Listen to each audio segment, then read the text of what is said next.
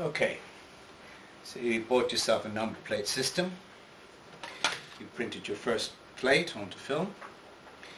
You have your substrate, it's reflective, which has a protective layer over the adhesive.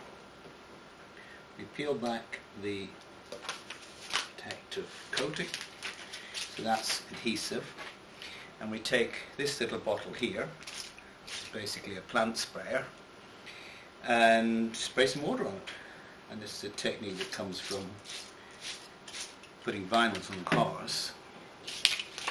And then we're able to line up the film onto the plate, one end and the other, and if we get it wrong or if it's a bit out, we can just continually keep picking it up and then ultimately let it drop onto the plate. We've got that slightly wrong, but you can see what I mean. Comes out very easily, and with practice you get quite good at it. Lay it down, push it through the roller slowly, and the water is pushed out, and you're left with a nice, clean, perfectly laid number plate.